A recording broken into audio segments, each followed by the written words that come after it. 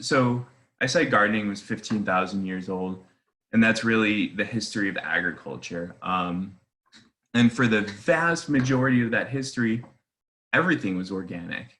Um, there was no thought of um, agribusiness or conventional versus organic or synthetic fertilizers.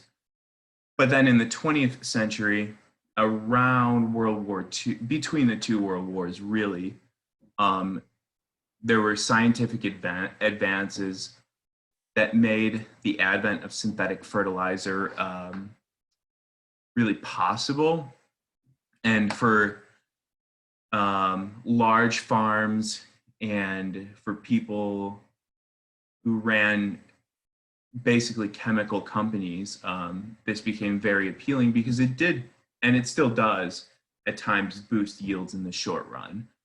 The problem is that it degrades, the use of synthetic fertilizers can degrade the soil. It can, I think a lot of people know about the dead zone in the Gulf of Mexico from agricultural fertilizers washing down the Mississippi River and kind of ruining that ecosystem. And it can also mask really poor management of the land. That's probably the most common, I guess, thing that happens, or the most common knock of large conventional factory farming. But then the modern consumption of organic arose in the 1940s as a response in the United States. So people like Jeremy Rodale and others began talking about an agriculture that cares for the land, that manages soil fertility, that helps the health of the earth, in addition to producing food for people. So then the formalization of organic, starting in the 1940s, there's this slow, gradual buildup of interest. And then finally in the 1990 Farm Bill, the Organic Foods Production Act, as part of that Farm Bill package, laid out the pathway to the USDA organic program.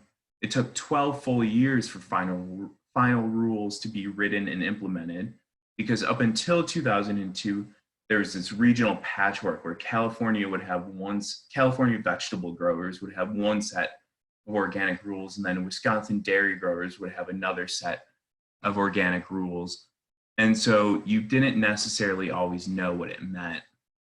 Now there's a the way it works now is there's a national standard, the National Organic Practices, the NOP, and then various third-party certifying agencies are able to certify individual farms. So Green Earth Harvest was started in 2003, and in 2007 or so, we became certified with MOSA, which is the Midwest Organic Services Agency, and we became certified organic, even though we had had organic practices for 4 or 5.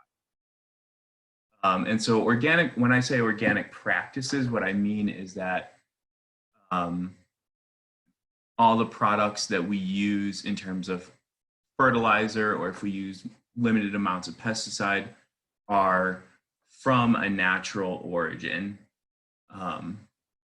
Of course, that sounds really simple, but if you really drill into that, it gets pretty complicated. But back to gardening. In a natural environment, plants will set out up to several thousand seeds, and only a few grow to maturity. And when I was writing this, I thought, oh, it's like my nephew. It's like letting your kids just kind of eat what they want, which is great sometimes, but it doesn't always lead to like a fulfilled mission, I guess. It's not always what you want to do. In gardening, we're trying to force plants to grow in a particular spot for a particular part of the plant, and it can be tricky. It's like making a toddler eat a certain food. So if you've ever tried to grow broccoli, and you've ever tried to get your kid or your grandkid or your niece or your nephew to eat broccoli, both of them are pretty difficult. And that's what it kind of reminds me of, because you don't, in farming and gardening, you don't always know why something works or why it doesn't, but you do know pretty quickly whether it works or not. So in gardening and in farming and in growing any plant, we're really talking about just figuring out what a plant needs and finding a way to get it. So all plants need a few things: sunlight, water, an appropriate temperature, soil or nutrients. They need to not be disturbed. And that's really it. The sunlight is the most obvious. The temperature is also pretty obvious. The disturbance prevention is also pretty obvious. You don't want to pull that strawberry plant out of the ground. And I think even if you've never grown strawberries before, that's pretty obvious. It's really number 2 and number 4 that I think are the trickiest, is how much to water. But even more than that is the soil and the nutrients. Fortunately for us, where we live, most of our soil is pretty suitable for growing vegetables. A lot of you may know it's got kind of this reputation as being a heavy clay, but it's a heavy clay, but it's loaded with nutrients and organic matter as a result of prairies. So the first step in organic gardening in general is to make a plan. How big do you want your garden to be? Where do you want your garden to be? I know the Naperville Park District, Angelique, you may be able to speak to this better than I can, but I know that you guys rent out community garden plots. I don't know. Are they sold out? They are not. Oh, that's surprising. So that's like a really good, do you want to talk a little bit about your community garden? Sure. So we do have over 400 full-size plots, and our full-size plots are 29 feet approximately by 18 feet. And then if you get a half-size plot, and we have about 87 of those, those are half the size, so 14 and a half by 18. And then we do also have raised beds. We only have 8 of those. Those do require a doctor's note. Those are 4 by 20 foot, and I want to say they're at least 3 feet high, if not a little bit more. But those are all 8 of the raised plots are sold out, rented. Cool. I'm shocked that you guys haven't sold out yet, but as the weather gets warmer, I'm sure that people come through and snap those up. We're still in the midst of registration. It got disrupted by the stay-at-home order. So we just actually this last Monday opened it up to Naperville residents. And then tomorrow actually is registration for non-residents. And if you've already got a plot, you can also go online and get one tomorrow, get a second plot if you like. So. Oh, cool. Yeah. So you want to think about where, and even if it's just at your house, you want to think about where. Vegetables want full sun, almost all of them. You can grow some greens in a partial shade, but you still want at least 6 hours of sun a day, even if you're growing the most tender of lettuces. You're going to want to think about how to prepare that site. So if there's heavy sod there, you're probably going to have to, what I would do is either put a tarp over it to kill the sod, and then come in with a garden fork or a spade and start to flip stuff over. You're going to think about what do I plant and how much? And then once you drill into that, how do I plant it? Or how do I plant it? And then how do I take care of it, from planting on up to eating it or sharing, as the case may be. Mm-hmm.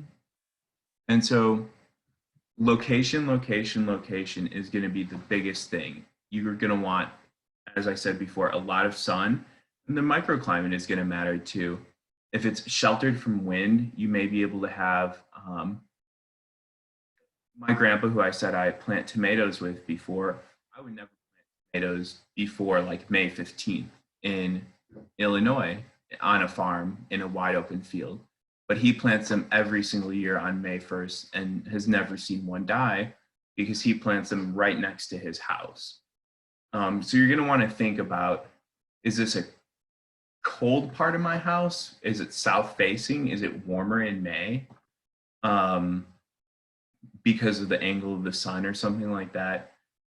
And then the third thing you're going to want to think about in terms of location is, does it flood?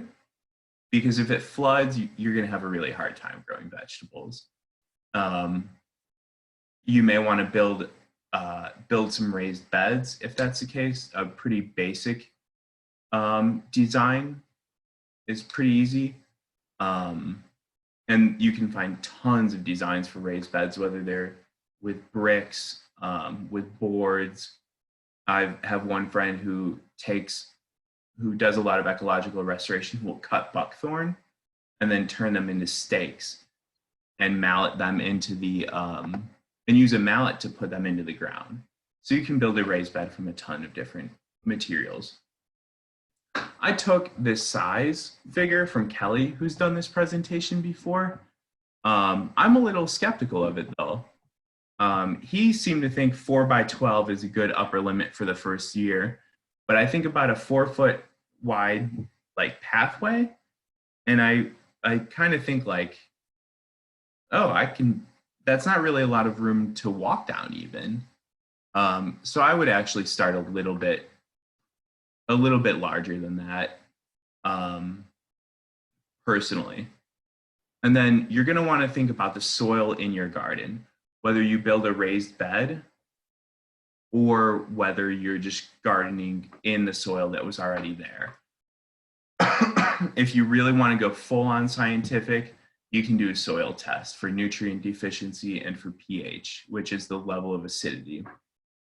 I would probably wait until after your first year and see if you have any problems. We do soil tests every year on the farm. In a garden setting, they don't seem to make quite as much sense to me. And then you're going to want to think about how to prepare that land for your first planting. Do you want to till the ground? If you use a rototiller, you'll have a really great surface for planting seeds into, or for planting full-size transplants into. But it does destroy some of the soil health. And if it's on a slope, you'll tend to erode a little bit more soil. So you may not want to till.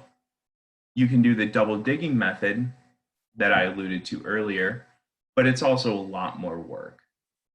Or you can kind of meet in the middle and you can use a basic garden fork to kind of wedge into the soil and wedge it open, for lack of a better term. And that helps a lot of air get into the soil. It creates a great space for roots to travel through. It's not great for putting direct seeds into, because for seeds, you really want them to have great seed to soil contact. And so you're going to want really fine particles for direct seeding. But if you're just transplanting, say, tomatoes, grabbing a garden fork on your bare soil and just wedging it open to loosen up that soil a little bit, and help those roots travel deeper into the ground is going to help a lot. You also want to think about mulching for weeds. And I use the term weeds pretty inclusively here. So if you have sod or turf, grass, in terms of a vegetable garden, like that's a weed. And you're going to want to think about, or I would think about, either forking it first, or when I say fork, you can also use a shovel spade, turning it over and then laying like a tarp or cardboard down for you could do it for a year if you had the time. And if you don't, that's okay. You could fork it or spade it, lay kind of cardboard or tarp mulch over it. And then you could just put like a potting soil mix or or a lot of compost over it. And eventually that cardboard will either, you would use cardboard in that instance, eventually that cardboard will degrade and it'll just become a part of your garden. And you'll kind of have a raised bed, even if you don't have a frame for it. And you'll also want to think about how to add organic matter. So, you know, if you have leaves from the fall, throw them in. I know we're in the spring, but if you have leaves in the fall, throw them in. More organic matter is not going to hurt whatsoever. If you compost or if you purchase compost, that's also a great addition to your garden. It's almost definitely not going to hurt it. And I can talk a little later about compost or other additives to your garden. And Jason, can I jump in here? Yeah. I just want to say that we do have at the garden plots, if you're a garden plot gardener, we do have manure. And we've started a new pile last year of manure in our organic plots, which are in the back. So I think a lot of the folks today joining us are organic farmer or gardeners, but there is also additional composted leaves, composted pine needles, then as well as more mulch or more, manure on the south side of the plots, kind of across from the first section. And just know that those, you can use any of that to kind of amend your plots. We do have wood chips on site, but those wood chips are just for our use in the parks. So there's usually kind of a gate or something there. I think Laura was saying she thought the manure was too fresh. I was out there a couple weeks ago and they had some out there that looked pretty good. There have been times where it's so rainy that we get it, I guess, the manure from a local horse farm. And sometimes we have to wait till the rain clears up and we can get in there. So I think it should be okay. I think there's some that's been there for a while. I think we dumped some at the end of the season last year. Oh, cool. Oh, Yeah. and but she's asking if it smells like urine, is it okay to use? If horse manure smells like urine? Yeah. So I can speak to this more from the farming side than from the gardening side, but for a certified organic farm, we can't use horse manure less than 90 days from harvest. Okay, interesting. We usually do age it pretty well.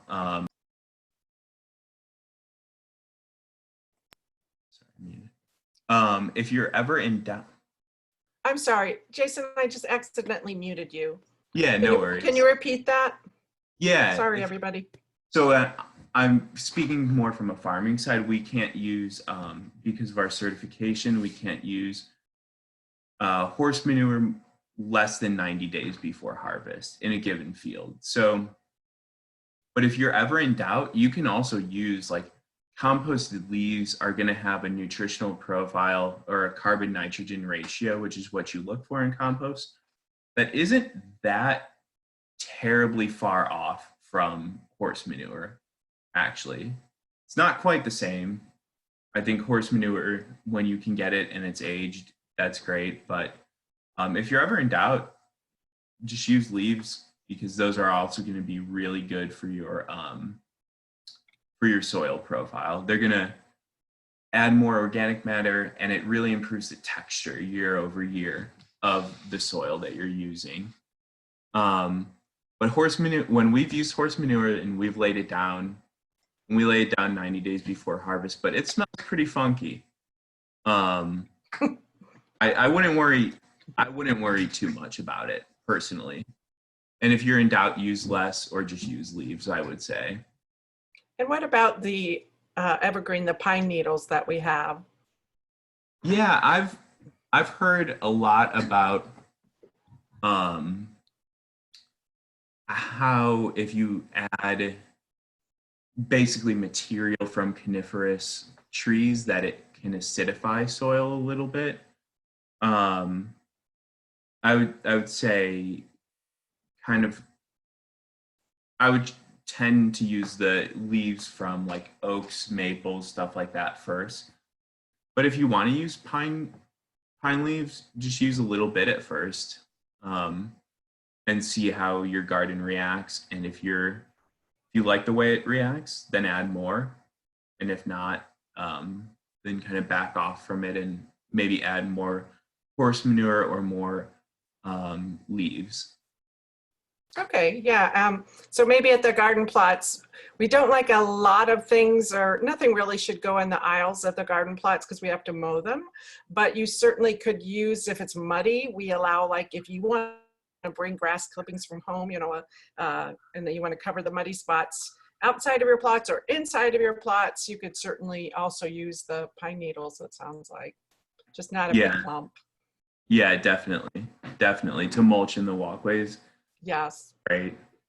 The when you, I know I said I'd get into this a little later, but when you're doing compost, what you're looking for, I forget the exact ratio of carbon and nitrogen, but you basically have, when you're composting, your browns, which is like animal manure, or worm castings, which is animal manure, and then you have your greens, which is basically plant matter, and that includes leaves, grass clippings,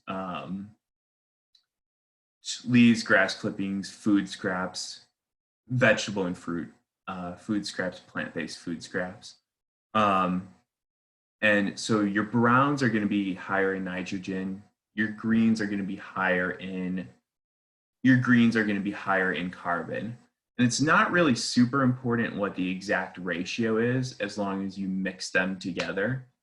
Um, and I think we were doing roughly 7 or 8 parts leaves from the city of Naperville to 1 part horse manure. But the thing about horse manure is it's much more carbon heavy than most other manures, and leaves are much more nitrogen heavy than most other greens, so to speak. So that kind of like cheats the system a little bit. But yeah, if you combine kind of one of those two sources together, you'll be fine. And even for composting, I've also seen people, Kelly, who used to do this presentation in his home garden, really just threw all his food. He lived in unincorporated DuPage County, but really just threw all of his food scraps in his compost pile and just then threw his leaves on and just let it sit for a year. And he was usually able to use it. And then he would throw all that stuff together, let it sit for a year, and in that year, start another pile and just kind of alternate back and forth. So compost is, again, like all of gardening, really way more of an art than a science. And there aren't too many ways to really get it wrong, which is, to me at least, somewhat comforting. Let's see.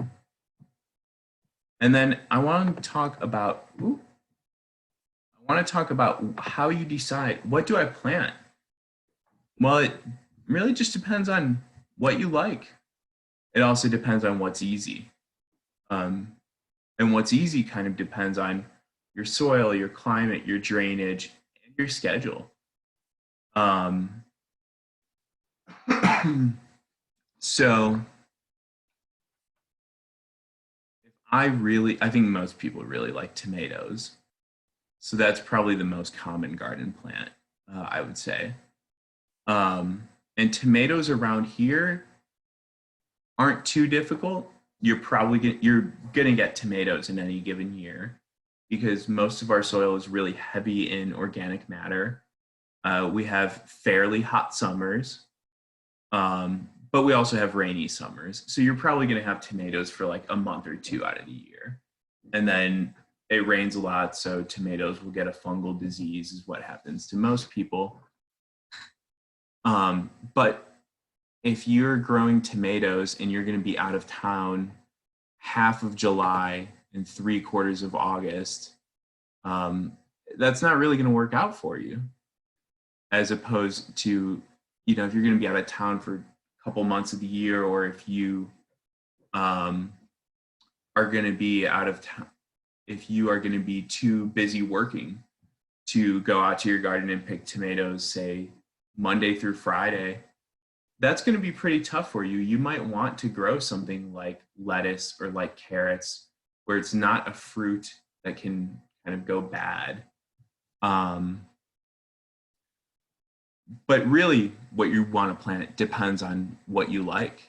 And so for me, I really like growing a lot of fall storage stuff, because I really like the idea of like growing stuff through September into October, and then being able to eat it in December and even January. So I like to grow a lot of garlic, a lot of onions, beets, carrots.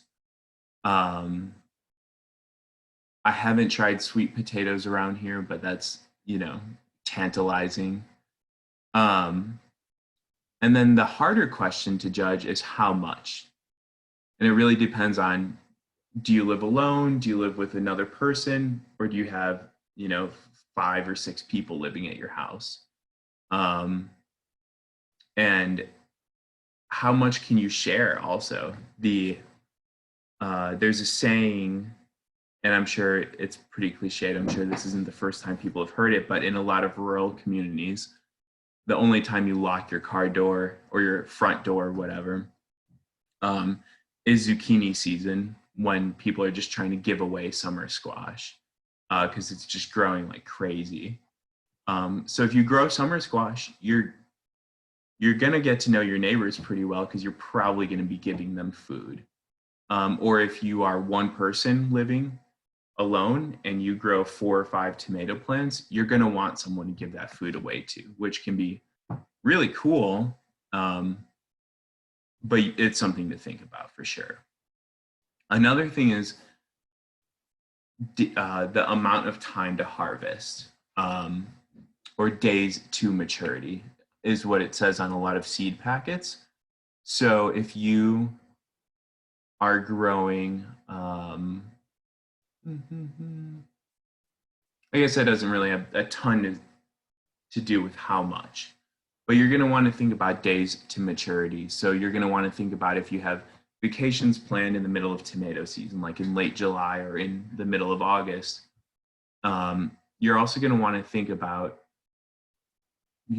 not just who can you share with now, but will those people still be here in 90 days? Will they be away at college, or will they be busy working or something if they're a teacher? And the other thing to think about what you want to grow, I alluded to it briefly with tomatoes. Tomatoes are a fruit that you have to pick, throughout the entire year. And you really have to stay on top of them. Whereas like carrots, beets, garlic, onions, you can just kind of let it sit. It's pretty low maintenance. All of those things are pretty low maintenance once they're established. So that's really something to think about too.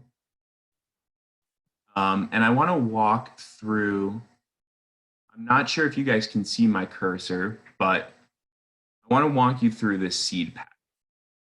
So this is okra. I think most people probably don't really like okra very much. I could be wrong. It's the one vegetable my mom will not eat whatsoever. But this is okra, and I want to show you a few things about it. So if you has the Latin name, this is from High Mowing, which is a seed company that I really like. It is only organic seed. They're from Vermont. So it'll tell you, what it's best known for. Plants can reach 3 to 4 feet in height and have an open habit, which kind of means that they sprawl out. And then the really good section of seed packets. Seed packets are such a good resource for information. Planting tips. Okra is a warm season annual, which means it dies back in the winter, particularly in this growing zone that prefers well-drained, rich soils. Now, I think it's so funny reading a seed packet because every plant prefers well-drained, rich soils.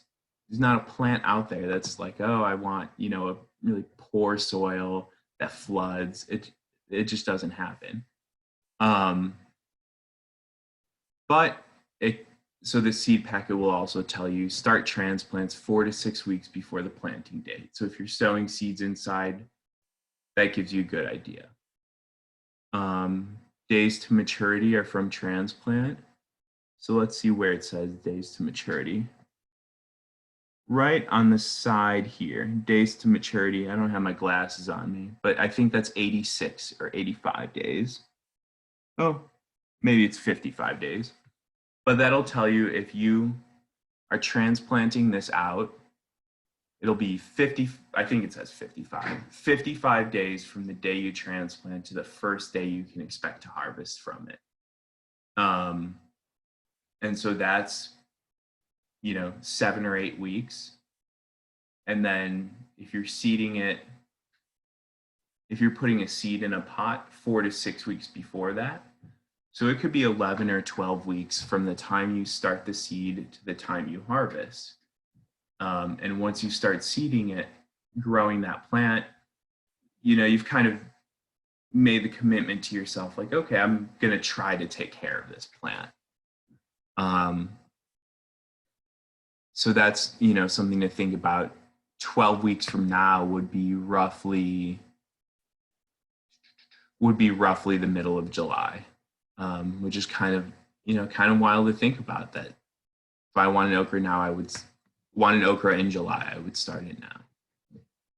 It also tells you the depth of seeding. So in the pot, how deep you'll seed it. Most seeds go in about twice the size of the seed. So if the seed is a 1/2 inch wide, you'll seed it about 1 inch deep, if that makes sense. The seed packet will also tell you the spacing between plants, and it will also tell you if you're growing in different rows, the spacing between rows. So this is 2 to 3 feet between rows and 6 to 12 inches between plants. It tells you the optimal germination temperature. So you probably wouldn't try to germinate okra outside in Illinois right now because its optimal germination temperature is 80 to 90 degrees. It can also give you some criteria of success if you're trying to grow in a tray, that seedlings emerge within 6 to 18 days. And then a lot of times it also has a really good tip, like seedling roots are sensitive, avoid crowding or disturbing roots, which is great to know if I've never grown okra before, so I wouldn't necessarily know that. Large plants can be topped to increase side branching. So a lot of this information is just going to be on a seed packet. You can also go, another really good resource that goes in depth on basically every vegetable you can grow is Johnny's is another seed company that we use a lot. And they have a grower's library. It's Johnny's Selected Seeds. They're from Maine. And they have something called a grower's library that you could just spend days reading about each individual crop. They have some really interesting stuff there. So once you've decided what you're going to seed or roughly how much you want to do, you can basically choose between direct seeding right into your garden, or transplanting. So you'll either start or buy seeds. For a very beginner gardener, I recommend buying. My mom has had a garden for her whole life. So she's 60 now, so she had a garden for probably 35 or 40 years, the whole time, her entire adult life. And she has just recently started direct seeding. You don't need to wait that long, but if you're really hungry for success and you want to start simple, buy some transplants. Green Earth Harvest has a plant sale May 1st through 3rd. There are also a lot of other local farms that are selling transplants around this time of year. I recommend getting it from one of us, but I'm biased. So if you start or buy a seedling or a transplant or plant, you want to harden it off before you plant it into your garden. So you're going to want to put it outside at least on warm days to begin with. So a good example is for tomatoes. If you wanted to plant them in the middle of May and it was going to be, you've had them inside kind of since you bought it, it's been 70 degrees or 65 degrees in your house the entire time, you're going to want to get that tomato plant used to being outside with the wind, the rain, and it's going to have a lot more temperature variation than in your house and the direct sun. So you're going to want to start putting it outside on warm days and then bringing it in on cold nights. And you do that a few nights, and then you do that a few nights, and then you start to leave it out for the day and the night. And you do that for a couple of nights, and then it's ready to go into your garden at the recommended spacing. So for tomatoes, they're usually about 1.5 feet away from each other. Transplanting stuff like this is really good for summer crops. So for peppers, tomatoes, you're really going to want to do that for those peppers, tomatoes, eggplant. It's also good for cucumbers, summer squash, winter squash. I'm trying to think of the other things that it's really good for. You can also do stuff like lettuce, broccoli. You can even do beets this way. The other kind of more advanced way to do stuff, but it's more advanced, I say, but not necessarily better, is to direct seed your crop.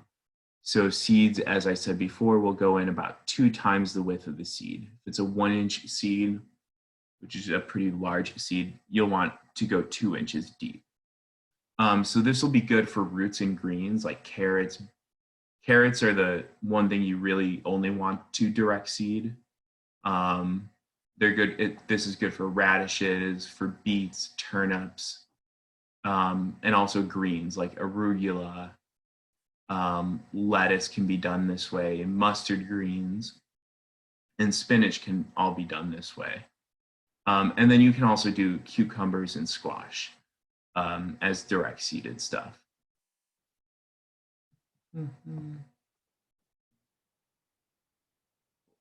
Now I planted. Now what?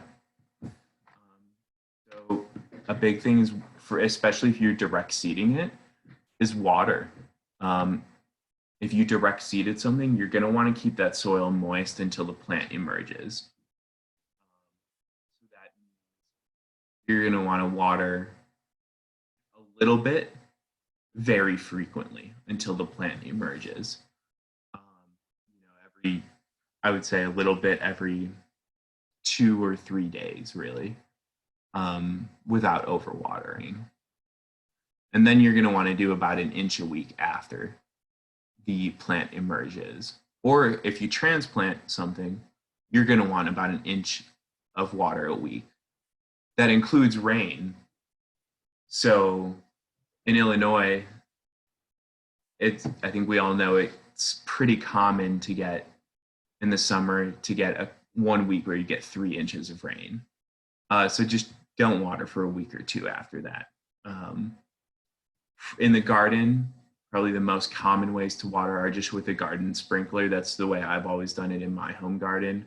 That's good for the vast majority of things. Or you can get a soaker hose. I just learned about these recently, where you just hook it up to your garden hose and water kind of soaks out through the perimeter of the hose. So you're going to want to keep an eye on the water. Another thing about water is when you transplant or when you plant a tomato plant, for instance, you never want to plant it into just dry soil. So this might just be common sense, I'm not sure, but you just always want to, if you dig a small hole, get that hole really wet to reduce transplant shock. Um, if the temperature dips too low for your crop or for your plants, then you may want to cover them.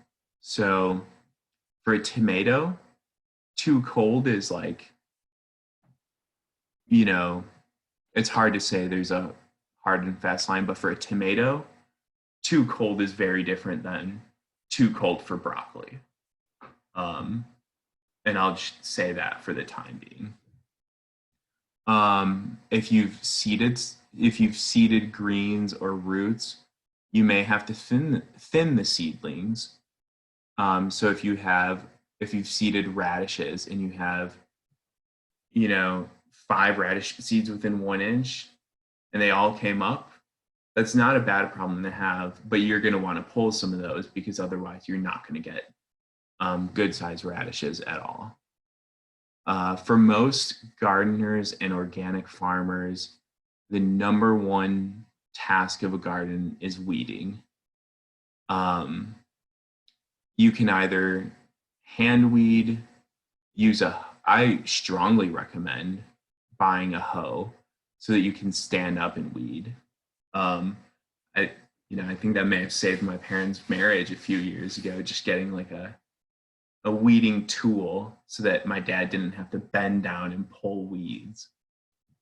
You can also mulch your garden very heavily with straw or with leaves.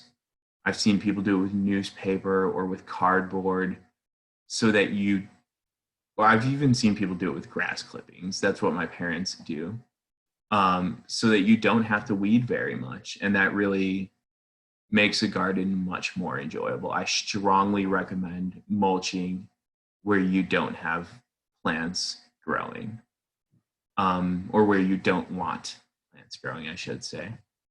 And then there are some things that have additional care on that seed packet. That's where it'll say a lot of these things. For peas, you need to trellis peas.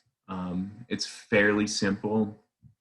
If you look up like a YouTube video, it'll show how home gardeners do it on the farm. We use T-posts with twine running through, running from T-post to T-post. You can also use rebar. You could probably use a tomato cage to trellis peas. You also want to hold tomatoes up, either in a tomato cage or in a trellis system. Again, we use T-posts with tomato twine going between them, but you could probably just use a tomato cage. Potatoes are another thing that are really fun to grow. You would plant them in your garden right around now. We planted ours, I think, last week. And then once the potato plant emerges and it's like 5 inches tall, then you want to take soil from either side and, so to speak, hill the potatoes.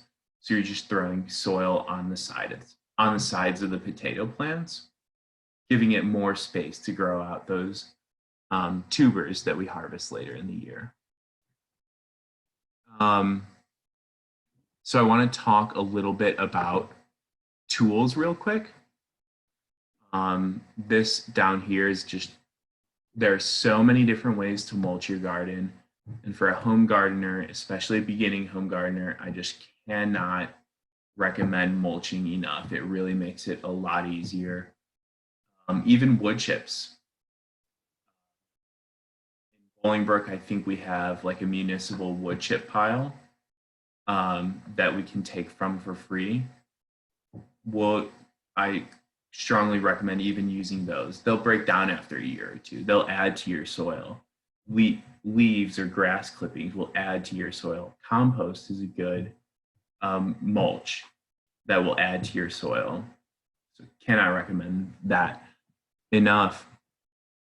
I also talked about having, if you're not going to mulch, a really good backup is a long-handled hoe, so that you don't have to crouch down and get on your hands and knees all the time. You may enjoy hand weeding. That's up to you, but I know that that's uncommon. And then up in this upper left-hand corner, is what we call row cover at the farm. It's not super cheap, so that's why I say there are always multiple ways to accomplish a goal. It's not super cheap, but we use this to protect against pests, particularly insects and deer. We also use it to protect against really low temperatures. So if the first frost is coming in the fall, oftentimes you'll see us running out to cover things with this row cover. It can add 4 or 5 degrees on a cold night to whatever crop is underneath it. We anecdotally, in our high tunnel in our hoop house, last November, I don't know if you guys remember, but it hit like 13 degrees in early November, and we still had arugula, Swiss chard, kale, spinach, all growing in like 20-degree temperatures for like several days at a time, because we put 2 layers of this row cover over it. And then it was also in the hoop house. So we probably added, 10 degrees to it, at least on a sunny day. So this row cover can be really valuable. For temperatures, you can also use an old blanket at night. If it gets really, you plant your tomato and it's going to be 30 degrees the next night, you shouldn't have planted your tomato, but you can cover with like old blankets or something like that. For pests, you do want something really lightweight like this. I can't see the chat right now. So Angelique, if you want to talk at all about any questions, You just cut out. You're cutting out every once in a while on us, Jason, but it's not real bad. Okay. I can hear you now. What would you like me to talk about? I just can't see the chat right now. So if you want to, are there any questions so far that anyone has that I can get to? There haven't been, but yes, everyone feel free to type your questions into the chat, and I can, I'll pass those along to Jason. Cool. Thank you. What did you say, Angelique? I think we just kind of talked over each other, not a problem. I said that if anybody has any questions, type them in the chat. And if you don't see the chat on your screen, hover down towards, take your mouse and hover on the lower half of your screen, and you'll see a little icon that shows like you're talking and it says chat, and you'll be able to send your questions that way. And then actually we do have some. So Christina was asking, what's the best fertilizer for tomatoes? So for tomatoes, and it depends on your soil. For tomatoes, they do have a pretty high requirement for nitrogen, which is what most fertilizers have. But they also have a really high requirement for calcium, potassium, phosphorus. Jason, you went out for that first thing that you said they need. Yeah, so they need a lot of nitrogen, but they also need a lot of calcium, phosphorus, potassium, a lot of minerals. So you're gonna want a lot of packaged fertilizers, say, will have a ratio. So we'll say 8-4-4. And that means by weight, approximately 8% nitrogen, 4% potassium, 4% phosphorus. And that's the NPK ratio.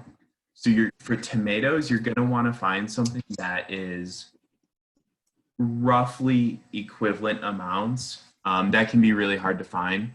So something like 8-4-4 would be perfectly good, but I wouldn't want that first number to go any higher than that as a share, if that makes sense. So like a 10-10-10 would be great, but a 10-2-2 would not be great, because that's just not very well balanced, if that makes sense. Tomatoes and peppers, if they have too much nitrogen in the soil, you'll have these really beautiful, healthy plants, but they won't produce any fruit. We've had that problem a couple of times at the farm where we have really good looking sweet pepper plants, but we just don't have very many sweet peppers. And I love sweet pepper, but I love sweet peppers a lot more. But as far as like a natural product, what you're going to want to be a little careful of is you're not going to apply a ton of manure for tomatoes. A little bit, okay, but you may want to dilute it a lot with leaves like that, or food waste compost, if that makes sense. Fortunately for most people in Illinois that I've seen, if you're picking out a site with a lot of sunlight and you're not adding anything right away and you're just planting tomatoes into it, you'll probably get some tomatoes, but you'll want to use compost, a balanced fertilizer, or manure mixed with other stuff like leaves, I would say. And somebody's asking about an organic solution for cucumber beetles. Oh, I'll get there. I'll get there. Okay. And I saw you say that you've seen people grow okra successfully, and it definitely can be done around here. And it grows like crazy. Good to know. It grows like crazy, and it's a really beautiful plant too. So Angelique had said that I think a lot of interest in this is going to be about pest management, and pest management is really like another, I would say if there are two things that really trap farmers or gardeners, it's weeding and pests. And so for an organic farm, we're required to follow integrated pest management. So we determine acceptable levels of pests or acceptable levels of pest damage, really. We have preventative practices. We monitor very closely. We utilize mechanical controls. We utilize biological controls. And then we have responsible pesticide use. Those are, you start with number one and you work your way down. Again, this is something that I think most people just kind of recognize as common sense, to be frank, but it's kind of been IPM is what integrated pest management is called. We lost you there. Can you repeat that, Jason? Yeah, so these 6 practices are kind of common sense, but they've been written into this system as integrated pest management. So you start with number 1, acceptable levels of pest damage. And so for us, we have flea beetles is a really common pest. So I think that's a good example. They'll eat really small holes in kale, in anything in the brassica family, basically. So kale, kohlrabi, broccoli, cabbage, collard greens, cauliflower, any of that stuff. They'll just eat right through. Napa cabbage is another thing that they really love. And so we have to kind of determine what an acceptable level of flea beetle holes basically are in our crops. For us, the less the better, but we're okay with some. We don't have a quantitative acceptable level, but it's there. And then we use preventative practices. So we use that row cover that I talked about, which is also something that can be used for cucumber beetles. For cucumber beetles, I strongly recommend covering with row cover or some other translucent material that lets light and air through. I would just buy a small piece of row cover, and I would cover my squash, cucumbers, maybe even my melons and cantaloupes with a piece of row cover. And then if you do that, you want to make sure to keep looking under it. And as soon as you start to see flowers, open it up so that bees and other pollinators can get through. Another preventative practice that we use is we utilize this product called Surround. It's basically a kaolin clay. Kaolin clay is a really safe, natural material. It's used in makeup, for instance. And we will just take this powder and kind of dust it on crops that we plant. So we do that for broccoli, for cabbage, for cucumbers and squash, again, for the cucumber beetle.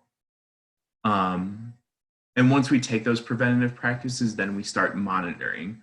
So we planted brassicas today. We'll keep an eye out on those. We covered one Napa cabbage, which is often hardest hit by this pest. So we'll keep an eye out for a lot of damage. And if we start to see a lot of issues, then we'll go on to mechanical controls.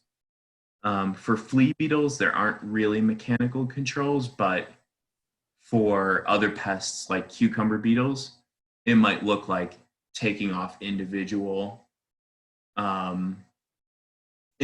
beetles off the plants if it's manageable in that regard. Or it might look like spraying them off with water or with soapy water.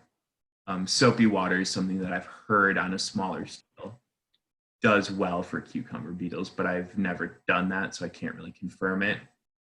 And then 5 and 6 are really a last resort. Probably won't ever have to do these at home. They just refer to number 5 is biologically derived pesticides. Well, it's two things. It's introducing predators to the environment. So if you have a bug that's chewing on your broccoli or something, you might introduce a parasitic wasp, which we tend not to do that. It's just seems like a lot of trouble for what it's worth. But it's something that you could do.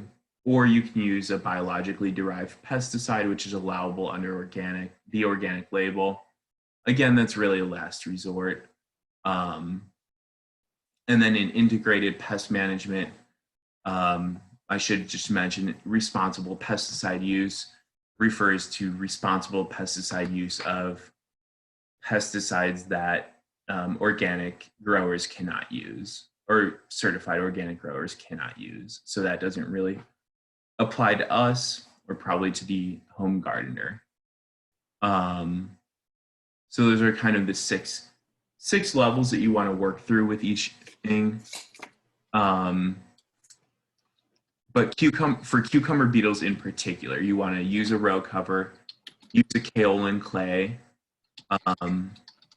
are the two things that I would do, and then spray them off with soapy water or even just with water as you see them, or pick them off. And that should give you enough space to at least get some fruit out of your cucumber or squash plants. Another pest, so to speak, are pathogens. So fungal and bacterial issues just devastate crops in Illinois because we have a really warm, rainy, humid summer climate. And so that's just like fungal or bacterial growth. And then if you have a fungal growth growing in the soil, when rain comes down, it hits the soil and it splatters soil up onto the leaves of a plant, which really makes things spread. So to prevent, if you've ever seen a tomato plant in September and it's got a ton of like yellow leaves, that's a fungal or bacterial issue.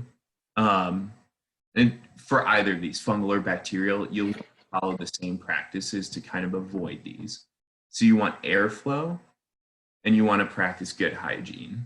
And by good hygiene, I mean cleaning tools, taking out decaying plant matter, taking out that decaying plant matter and composting it away from your garden. Cleaning your tools after you dig in the soil all the time. Keeping plants off the soil by trellising. So you can trellis or use a support for cucumbers, for tomatoes, for beans. And then airflow is the big one. Do not overcrowd your plants. It can be really tempting to pack stuff in, and you can do that, but you don't want to pack really susceptible plants in. You don't want to pack tomatoes close to each other. You don't want to pack cucumber plants close to each other, or summer squash plants close to each other. Those are really going to be the most susceptible plants to these pathogens. So squash, tomatoes, peppers, and cucumbers are all going to be really susceptible to pathogens. So you want to give those a little more space. And that'll allow more airflow to get through, which will lower the humidity between the plants and prevent these from kind of taking off. And then you also want to avoid plant stress. So when you're weeding with your hoe, don't come too close to the roots. If you cut a root, you'll weaken the plant, you'll weaken its immune system. So just avoid stressing out your plants in general. And really don't overwater. 1 inch a week is all a plant needs. You almost never have to water more than that. So overwatering is, I was talking to one of our apprentices today, overwatering for houseplants is certainly the most common issue for people. For vegetables, it's not the most common issue, but it's up there. And then common that we face are flea beetles. I've mentioned that flea beetles do really well in hot, dry weather, so we try to keep brassica leaves wet. Colorado potato beetles, which will go after potatoes and eggplant in particular. So we'll remove those manually. We plant potatoes a little bit later. You can also use a flame weeder, which is basically a flamethrower. And maybe not at home, but we do. Use a flame weeder and flame weed over your potato plants. They're not susceptible. The potato plants will survive the flame up to a certain point. And then cucumber beetle, another good tip that I forgot to mention is to use transplants, because if you're direct seeding a plant, it's not very strong as it's growing. I think you'll be better off if you put a transplant in, or put a an actual plant in rather than direct seeding. I think it'll be a lot stronger and a lot more able to survive that initial attack by the cucumber beetle. And then stink bugs, which are not really something that we are that worried about. But we, on a home garden scale, you can do some manual removal. And then if you see that a plant is overrun with stink bugs, you can remove that plant and put it in the compost. Now, Jason, what about planting crops in the same place all the time? Because if you've got beetles, their larvae, the grubs that are in the soil, they're already there. So how would you recommend? That's a great point. If you have a large enough garden, practicing a basic crop rotation would be phenomenal. A lot of home gardeners don't really have enough space to do it. So if you have a really small space, the best thing is probably to plant a couple different families, or crops from a couple different families. So you might want to do some from the potato, eggplant, tomato, pepper family. That's all one. Some from the broccoli, cabbage, cauliflower, kale, arugula family. Some from the cucurbit or cucumber squash family, cucumber squash melon family, and some from like the carrot, celery, parsley family. And even if you had a tiny garden, 4 foot by 4 foot, you could rotate those year after year. It doesn't have to be complex. Just try not to plant a tomato in the same spot single year. And if you plant a lot of tomatoes, really try not to plant those in the same spot every year, because the closer it is to where your previous years was, the sooner an overwintered pest will find that tomato plant and attack it. And if you have a large enough garden, you really want to practice crop rotation. It really is best practice. And the larger the space that you're working with is, the more effective that practice is. And finally, you get to the good part, to the harvest. So for leafy crops, you'll either want to pinch and pull at the point where the stem joins the leaf. So for kale and collard greens, you just pull off. Or you cut with a knife above a growing point. So for spinach, arugula, and lettuce, you just kind of hold the leaves like this, and you cut with your knife. For fruit crops, you can cut the stem just above the fruit if you need to cut the stem. For eggplant, peppers, and squash, you're going to want to cut the stem. Or for peas, tomatoes, and melons, you can just take the fruit off. And when ripe, it should come right off with your hands. For root crops, like the ones that I like to grow, like beets, onions, carrots, garlic, potatoes, for some of those, you'll want a garden fork or a shovel to really get into the soil, loosen it up, and easily pull out those carrots, that garlic, that potato. And then there are some that just easily pull out, like radishes, turnips are another one that are pretty easy to pull out. Beets, onions, these all grow very close to the surface. And so you're able to pull those out pretty easily.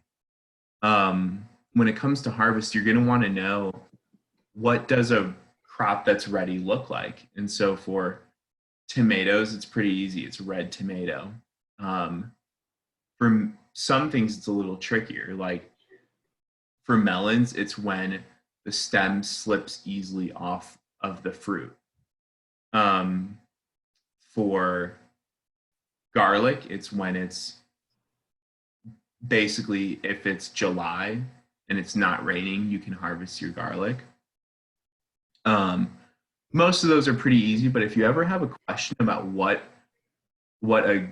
the appropriate time to harvest is, I strongly recommend, pulling out Google, looking it up real quick, or going to that Johnny's Grover's Library that I mentioned. And then when it comes to storing your harvest, for most things, you want them either cold and humid. So a plastic bag or a Tupperware container in your refrigerator is perfect for this.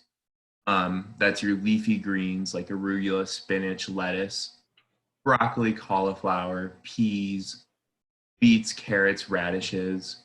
You'll want those in your refrigerator in a sealed container. And things like carrots can last. I've seen carrots from our farm last for a month or two in a plastic bag in a refrigerator. And then there are other things like that you want in a dry and cool spot. So a basement in your home is a really good spot for them. So tomatoes, zucchini, onions, garlic, potatoes are all examples of that. Cucumbers are kind of one exception to the fruit crops. You can put cucumbers and zucchini in a refrigerator if you want. But there are some things like you don't want to put tomatoes in a refrigerator because it ruins their texture. But basically most crops fit into one of these two categories, and it's fairly predictable which one they fit into. And then you've come to winter all of a sudden after your season growing.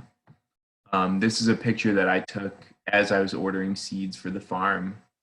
I had a list of things that I wanted to buy, and I was looking through the Johnny's catalog and looking through the high mowing catalog. Keep notes and take pictures, because it's really nice in the middle of December to look at the pictures that you have on your phone of the garden.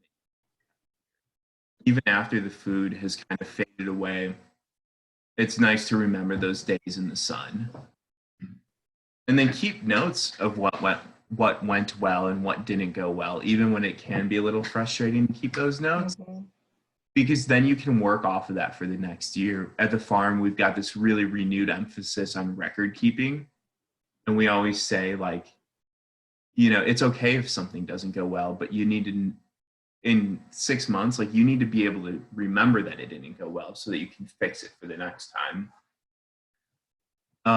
And then I spend a lot of my winter reading on social media, looking at what other farmers are doing, other farmers and gardeners are doing. Seed catalogs and companies are just, I really cannot say enough about the Johnny's Growers Library. And then in the fall, you can also cover crop and you can also cover crop. So winter rye is a really popular cover crop that will hold soil in place. You can cut it down the following spring and you'll build up your soil by cover cropping. Or you can try to extend the season. You can use that row. You can plant really cold hardy stuff like spinach or carrots, and then you can use that row cover to try to extend the season and try to harvest into October, November, December even. And then do what I do and just wait for the next spring. And I wanted to show you guys a few pictures of what crops look like for us. So Beautiful. yeah, just to give you an idea of what you may not grow it in this quantity, but we have Swiss chard. So we grow leafy greens, we grow hot peppers and other fruits. And then we grow a lot of storage crops, like this spaghetti squash that we have curing over here in one of our greenhouses. And then I also want to just quick plug for our plant sale that we're having. The Conservation Foundation and Greeners Harvest, we're selling native plants for your garden, vegetable plants, and compost from a Wisconsin company that I highly recommend. So our pre-orders for the general public is from May 1st to the 3rd, and then you can pick up either May 8th or May 9th. So yeah, thanks for having me.